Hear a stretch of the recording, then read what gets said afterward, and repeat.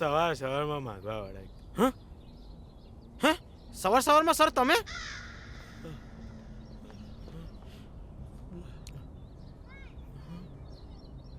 ચા નાસ્તો કરાવ અને થોડા રૂપિયા દુકાને આપી દઈશ. હા સર આ બધું શું છે? આ સવાલ લાઈફ ટાઈમ ના પૂછતો નહીં તો જોબમાંથી કાઢી મૂકીશ. સોરી. તને હું એડ્રેસ સમજાવું ને, એ એડ્રેસ પર કોઈ ડુપ્લિકેટ કીવાળાને મોકલ અને ચુરમુટિયા જીજુની ગાડી મંગાવી લે. હા સર મસ્ત નાસ્તો મંગાવો. અહીંયા આગળ એક લારી ઊભી રહે છે ને, એના જેવા ખમણ આખા અમદાવાદમાં ક્યાંય ના મળે. આવો આવો આવો આવો પ્રોફેસર જીજુ, તમે આવો. આ ફાઇનલ. સર આમાં નવી સિરીઝ આવી ગઈ છે, એ લો ને.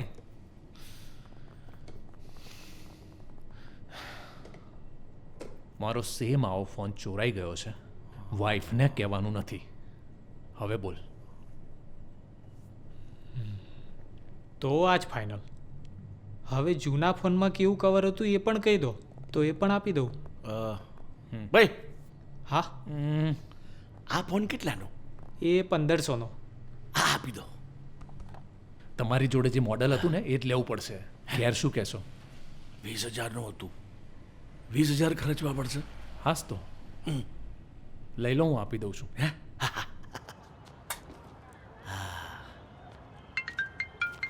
કોનો ફોન હશે? એક તો બધો ડેટા ઉડી ગયો છે. ઉપાડ ઉપાડ. Hello, Hey, Bunny, my dear friend. Lovely નો ફોન છે. સ્પીકર સ્પીકર કર. How are you?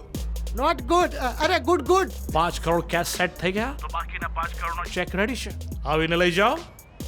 ઓકે, અરે બની, આપણે દસ્તાવેજ માટે ક્યારે મળીશું? એ હું તમને કરું ફોન. બની, do it like Fast and Furious man. You know, મારે દસ્તાવેજ જલ્દી પતાવીને સ્ટેટ્સ પાછા જવાનું છે. ઓકે? હા ઓકે ઓકે. બાકીના 5 કરોડ લઈ લવલીનો હિસાબ પતાવી દઈએ. આપણે એમ માનીશું કે 5 કરોડમાં જમીન વેચી. એના માટે આપણી પાસે ટાઈમ છે. પહેલાં એ વિચારો કે આ રૂપિયા કઈ રીતે પાછા લાવવા. અને આ ફોન તો લઈ લીધા, વીંટીન દોરા જે લૂંટાયા છે ને એ લેવા જવું પડશે ને. ઘરવાળીને ખબર પડશે ને તો મેથી મારશે.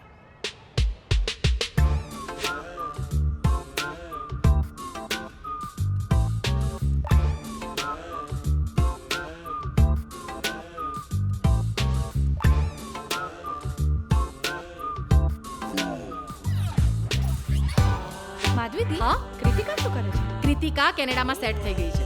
એની જોબ અને કોલેજમાંથી એને ટાઈમ જ ક્યાં મળે છે? બેસ.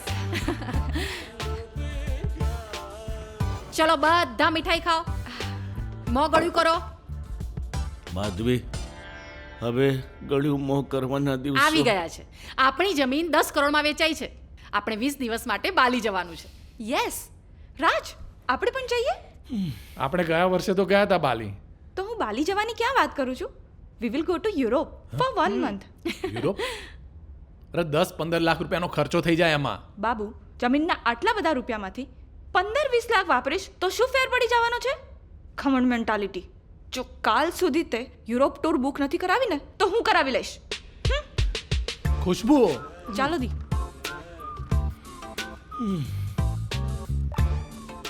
બાલી.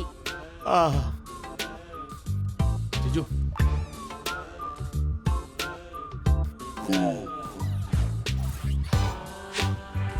જીજુ, દીદીને સાચી વાત કરી દો, નહીં તો યુરોપ ટૂરની એક્સ્ટ્રા ચાકી ચડી જશે. સાચું કહીશ ને તો એ મને બેવકૂફ ગણશે, ફટ્ટુ કહેશે. વાઈફના ટેરરની તને ખબર નથી બકા. જીજુ, મારી સિક્સ સેન્સ એવું કહે છે કે આપણે પોલીસ સ્ટેશન જઈએ.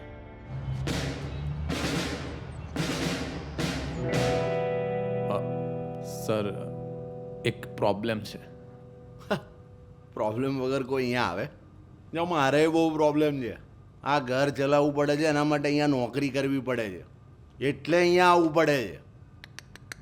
આટલો બધો અફસોસ સાહેબ? સાહેબ તમે લકી છો. બાકી આજકાલ સરકારી નોકરી મળે છે કોને? આ તો તમારે સરકારી નોકરી છે એટલે લગ્ન થયા હશે. બાકી જીજુ, તમે અહીંયા લેક્ચર આપવા નહીં, ફરિયાદ કરવા આવ્યા છો. પણ યાર, સરકારી નોકરી માટે જેમ તેમ બોલે તો કેવી રીતે ચાલે? શાંતિ રાખો ને. સોરી સાહેબ, સોરી. સર, ગઈકાલે અમે નળ સરોવર હાઈવે ઉપર જતા હતા અને ત્યાં રસ્તામાં બોક્સર ગેંગે અમારા 5 કરોડ લૂંટી લીધા. બોલો આવું કરાતું હશે? એટલે તમે બોક્સર ગેંગને પકડી લો અને અમારા 5 કરોડ રૂપિયા પાછા અપાવી દો. બહુ મહેરબાની તમારી.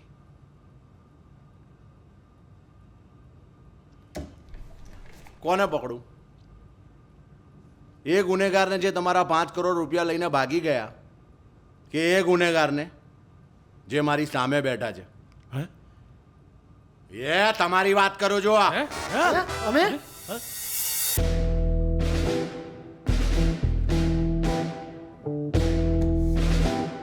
5 કરોડ કેશ લાયા ક્યાંથી? અને આ 5 કરોડ કેશ લઈને નળ સરોવર હાઈવે પર કરતા હતા શું તમે લોકો? કયા કયા આતંકવાદી સંગઠનને ફંડિંગ કરો છો? બોલો. હા, અમે 50,000 ભરવા જઈએ છીએ ને બેંકમાં તો પેન કાર્ડ માંગે. તમે 5 કરોડ કેશ લાયા ક્યાંથી? જવાબ આપો. ઉલ્ટા ચોર કોટવાલ કો ડાકે.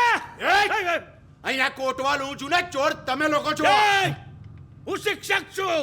માણસને સામાજિક પ્રાણી બનાવું છું. સ્વસ્થ સમાજની રચના કરું છું. આઝાદ દેશના નાગરિક હોવાના નાતે અમે 20 રૂપિયાના બટાકા પણ ખરીદવા જઈએ ને તો યુપીઆઈ થી પેમેન્ટ કરીને ટેક્સ ભરીએ છીએ. અને તમે પ્રજાના સેવક છો. તમને અહીંયા શું કામ બેસાડ્યા છે? અમારી ફરિયાદ સાંભળવા બેસાડ્યા છે અને તમે અમને ધમકાવો છો. આજે તમારા આવા વર્તનને કારણે એક સામાન્ય માણસ પોલીસ ચોકીના પગથિયા ચડતા ડર અનુભવે છે. પોલીસે પોતાનું કામ તટસ્થતાપૂર્ણ કરવું જોઈએ.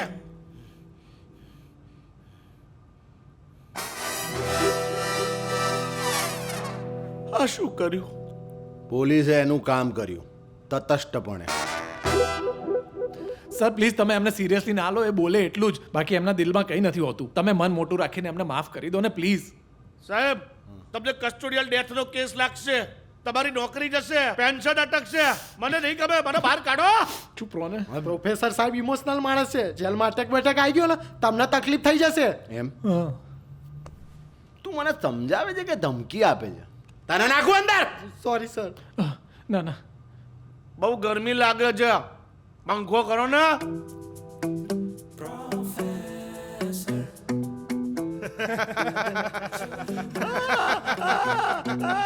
છોડો એ છોડ. મને હાડા એ ચક્કર આવે છે. મારા કમરના બડકા ખસી જશે. એ ઔરંગઝેબના અવતાર છોડ. હે રાજ, હે બન્ની, હે રાજ, હે બન્ની. એ છોડ એમને, છોડ. એકવાર કીધું સંભળાતું નથી? તું અડકાય મને, હું કોણ છું? એ હવે મને છોડ. છોડે. તમને લોકોને હમણાં પકડવાનો આટલો બધો શોખ કેમ છે? સાહેબ તમે શું જોયા કરો છો? કેસ કરો આમની ઉપર. એ લોકો ઓલરેડી મર્ડરના કેસમાં જ અંદર છે. એ છોડો છોડો હવે.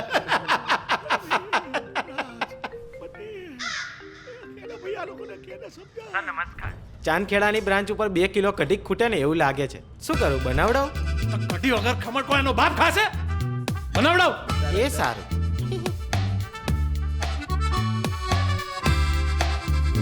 એ સાહેબ, મને જેલના બંધનમાંથી મુક્ત કરો. નહીંતર ઇતિહાસ સાક્ષી છે, જ્યારે જ્યારે મારા જેવા માણસ પર દમન થયું છે ત્યારે ક્રાંતિકારીએ જન્મ લીધો છે.